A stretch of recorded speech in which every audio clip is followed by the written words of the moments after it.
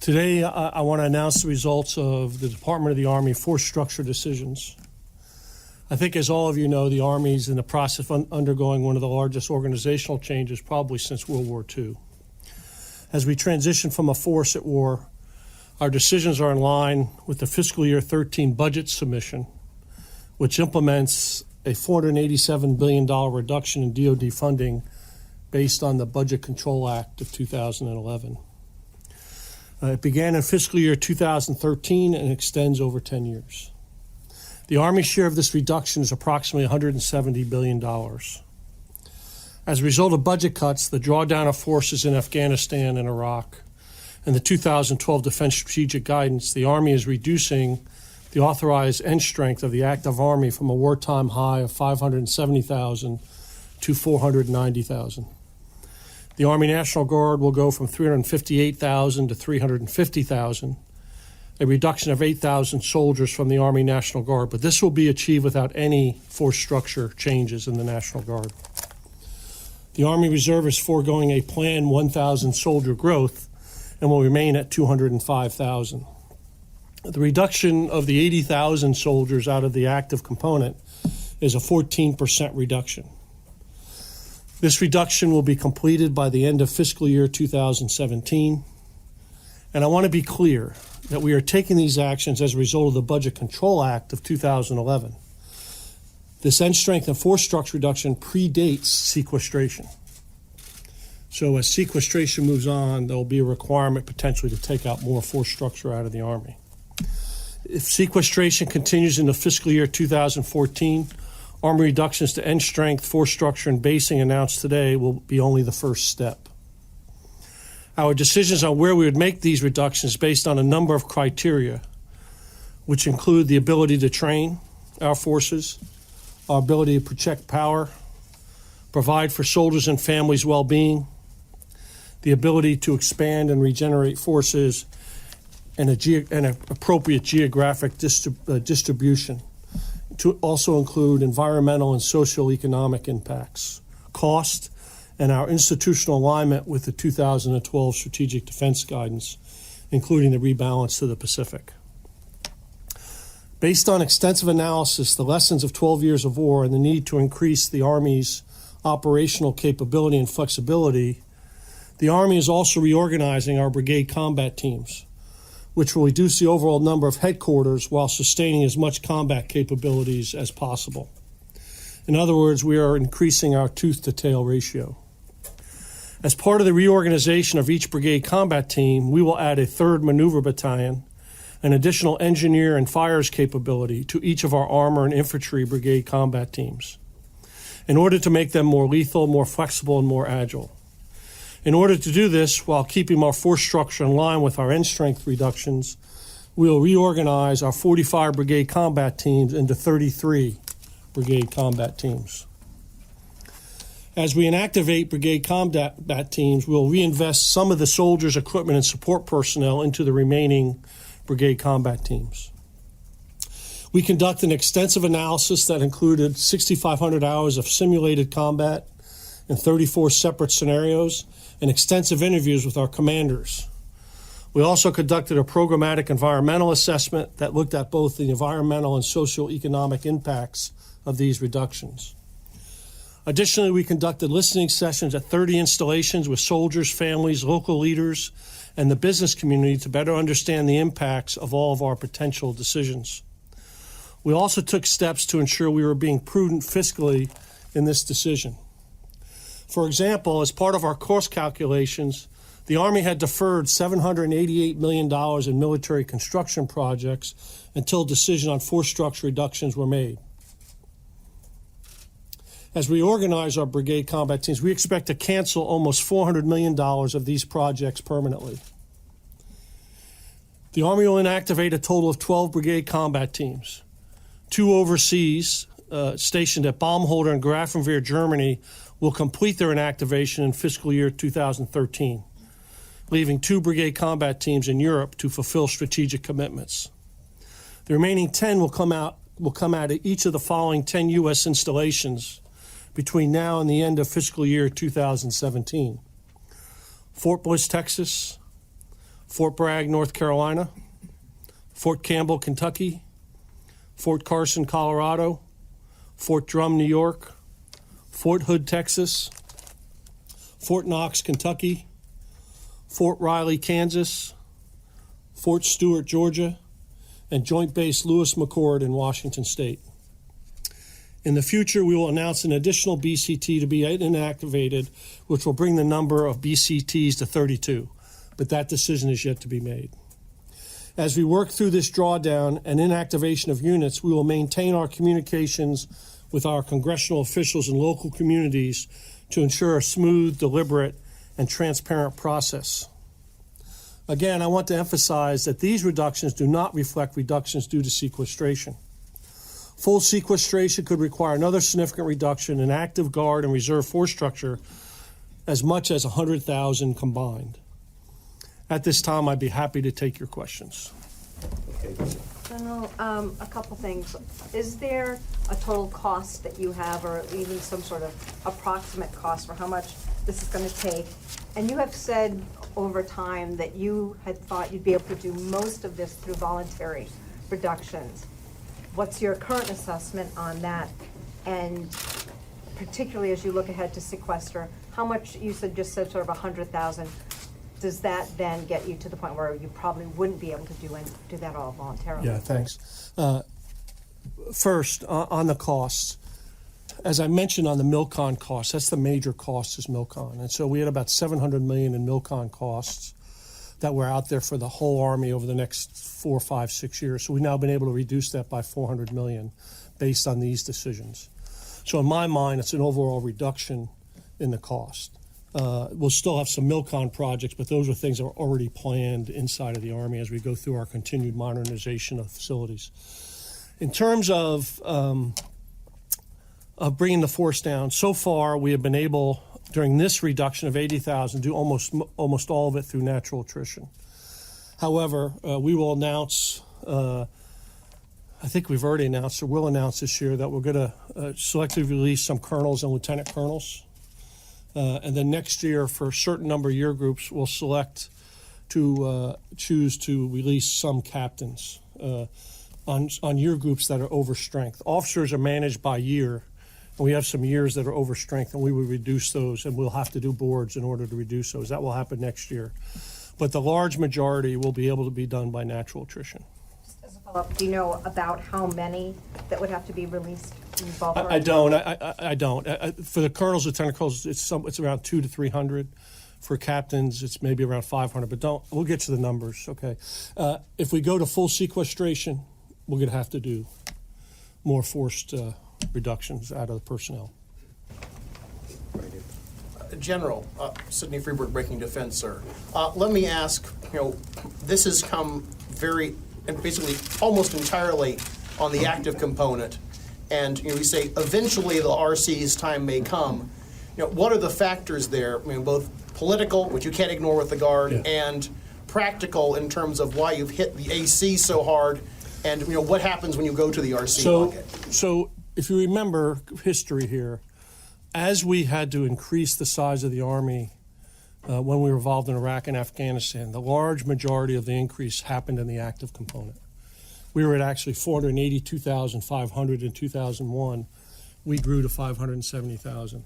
So as we reviewed the new defense strategy, we believed that it was more appropriate, since we were out of Iraq and we were reducing our commitment to Afghanistan, that we in fact can reduce the active component to 490.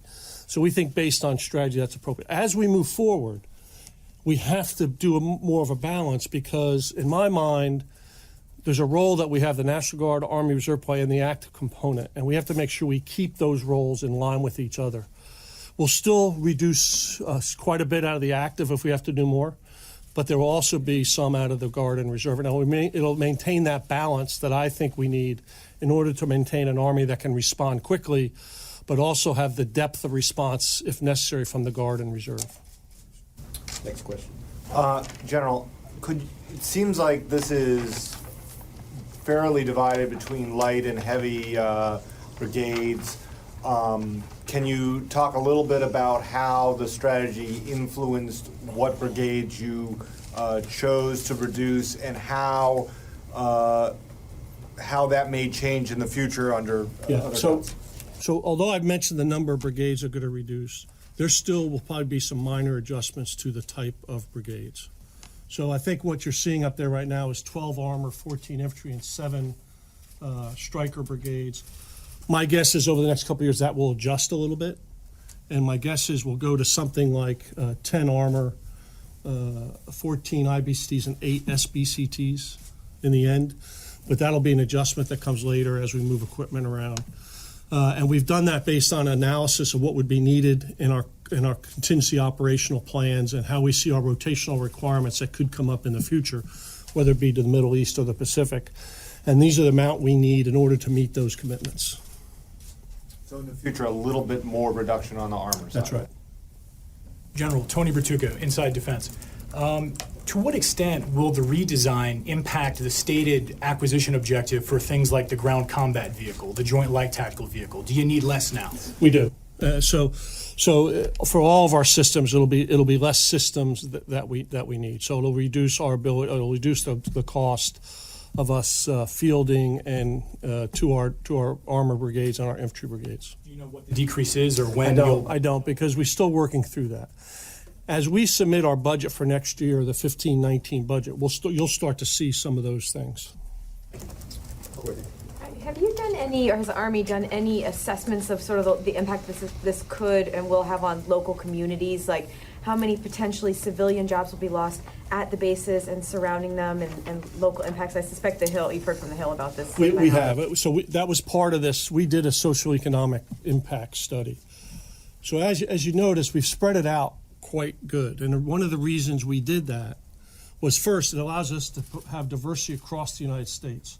So we maintain that we have forces on the West Coast, forces in the Midwest, and forces on the East Coast.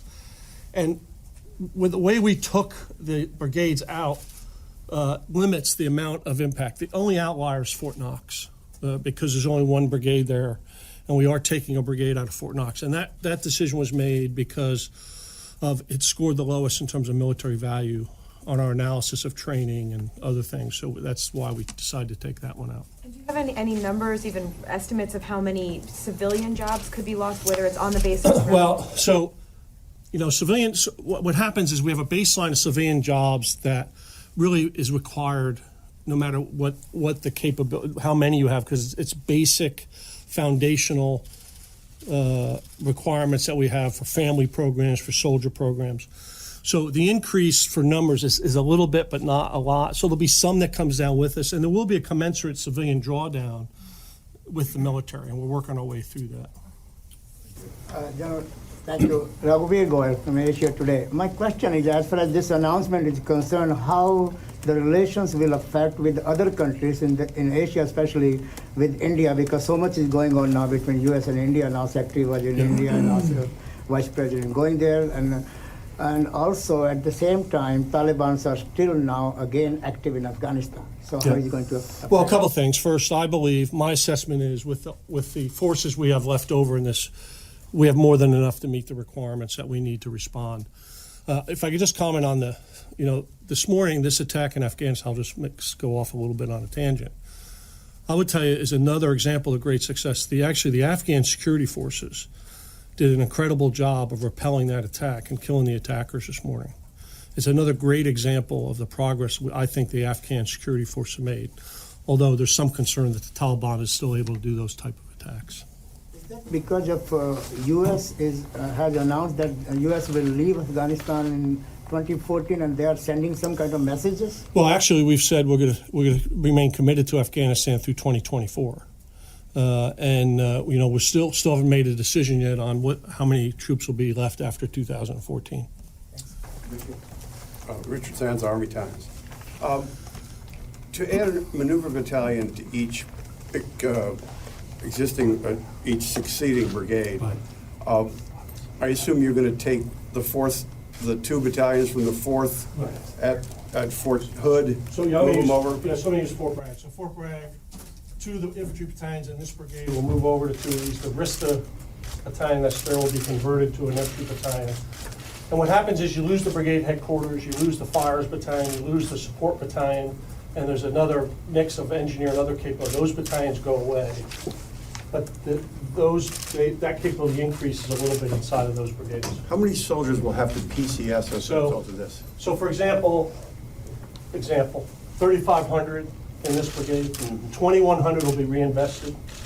So 1,400 will be reassigned. They still could be reassigned onto Fort Bragg and other places, depending on our manning percentages. Hi, General Christina Long, Washington Times. If sequestration is enduring, what sorts of further reductions are you looking at? Have planners begun to look at that? Oh, yeah, we've looked at, and, we were going through a process with the Secretary of Defense. We looked at several different ways to do this. It's always about capacity versus capability.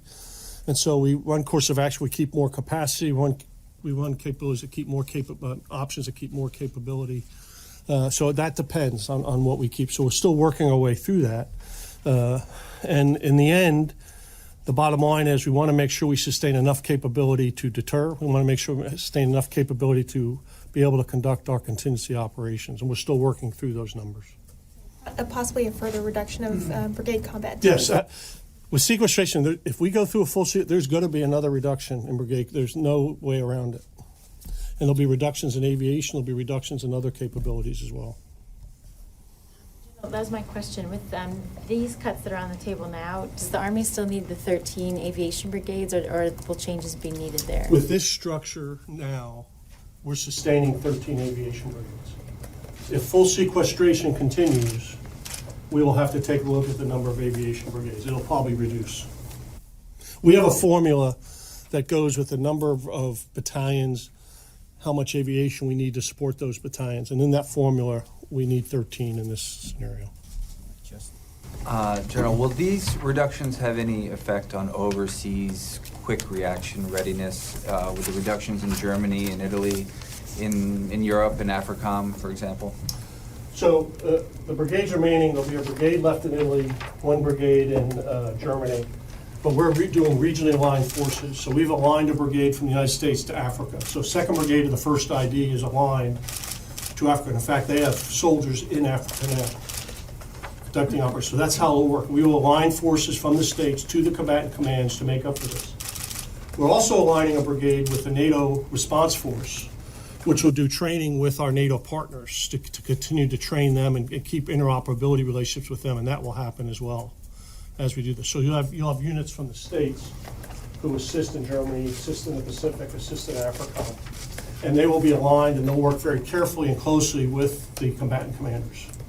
But are you concerned that them not being there Well, that's physically why in the region if you hurts look- the readiness? Yeah, if you look in Hawaii, I mean, if you look in the Pacific, we still have quite a bit of forces in Alaska, Hawaii, Fort Lewis, and they're all focused towards the Pacific region.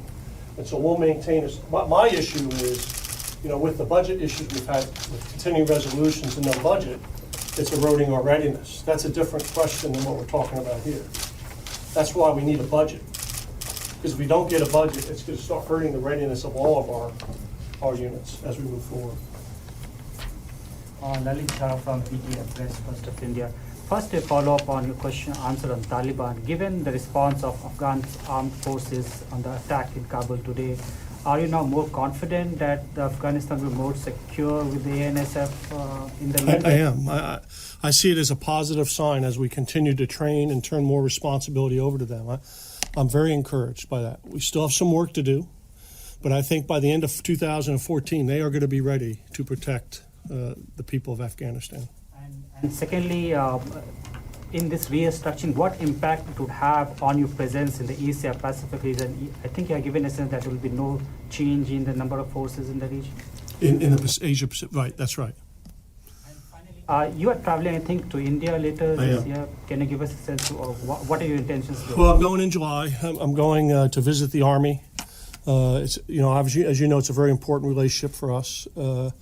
So I'll travel there, and I'll meet with the head of the Army and other defense officials, and I'll have a chance to go around and visit the Indian Army, and we're going to continue to work and build where we have common interests, and we'll discuss many issues that we have in common to help each other grow as armies, and I'm looking forward to that very much. Thank you. Hi, General. John Harper with the Asahi Shimbun. Will these reductions affect the Army rebalance to the Pacific at all in terms of engagement activities with partners and allies or any other way? No, because I think, as I've said, we've sustained all of our commitment here. The problem we had over the last 4 or 5 years is all of these units here were in Iraq or Afghanistan. They're now back. And we've kept them here so they can continue to do the engagement that we want to do so seriously in the Asia-Pacific region.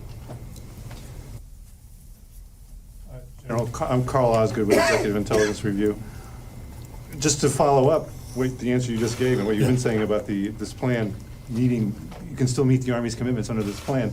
What happens to the Army's engagement plans under sequestration? Yeah, well, let me talk about it in terms of the Defense Strategic Guidance of 2012. This force structure can meet the Defense Strategic Guidance that was outlined last year. When we go to sequestration, we're gonna have to do another analysis of whether we can still meet that strategy or not. And that's what we have to work through. And we've been talking about that and working through that now. And depending on where it ends up will depend on whether we think we can still meet the strategy or not. I have one off-topic question, if you don't mind. Sure. In wake of the Ed Snowden surveillance leaks, are you at all concerned about how terrorists abroad, terrorist groups might be changing their tactics in terms of communications? And are you seeing that already? Are you seeing any changes in the way they communicate now that they have this broader scope and understanding of how we watch them? I can't say whether I've seen any changes. Obviously, there's always concern that when information like this is leaked, what's the impact it has? What's the impact it has on our operational forces deployed forward? What's the impact it has on our ability to continue to conduct operations around the world? And I always worry about the protection of our soldiers who are in 150 countries around the world. So I'm very concerned about this leak. And it's not just about leaking information from my viewpoint. It's much bigger than that. It puts American soldiers at risk. It puts actually soldiers, sailors, airmen, Marines at risk who are overseas conducting operations. We have time for one more question. General Odierno, how far into 2014 does sequestration have to go before you have to start slicing? Well, I think, so in 2014, I think it has to do with the impact on our 15 to 19 budget. That's when we're going to have to start making more changes, when we put our 15 to 19 budget. If assuming full sequestration. So you can get through 2014 with full Well, sequestration? I think the problem we have is it's going to be hard. 14 is going to be very difficult with sequestration. But I can't go any faster than I'm going, so I can't impact it. I can't really impact it till 15, 19 budget. If we believe full sequestration is going to happen, we would probably speed up some of these reductions. That's the question you have. When do you expect this to be completed? Right now, end of fiscal year, September of 17. So I asked you to do the end of the drawdown. So if sequestration, we think sequestration, it says it's going to go throughout the entire period, we would have to do a course of action that maybe speeds this up and makes it happen faster. Because that garners us more savings by doing it faster. And that'll be a decision that we might have to make at some other time. Quick clarification, what happens to Fort Knox? Is this a BRAC candidate or is there plenty of other stuff here? We just invested our Human Resource Command here with 4,000 additional civilians. So we need Fort Knox and we have our recruiting command there. So no. It's just not a training For ground us, for a brigade? It was not an optimal place to put a brigade combat team. Certain closing comments. Okay, well, thanks. After this, General Campbell, the Vice Chief of Staff of the Army, General Huggins, the G3, and Major General Murray, who's the Director of our Force Management, will be stick around and then get even more detail for anybody who's interested. They've been working this for me. I appreciate you being here. I just want to finish by saying in the Army, we've been talking about this for a while, so we knew this was coming. I know in the local communities it'll have its impact, but we've done our best to reach out to them so they understand what the impacts are. We've tried to make it as small impact as possible on as many communities as we could. The thing I'll just say as we go forward is I'm still incredibly proud of the great soldiers that we have and leaders that do great things every day. I'm going to leave here, actually head out to Fort Lewis and then to Fort Carson over the next 3 days as I continue to talk to our soldiers, our families, and our community leaders about the changes that we're seeing in our Army. But the response so far has been very, very good from everyone. So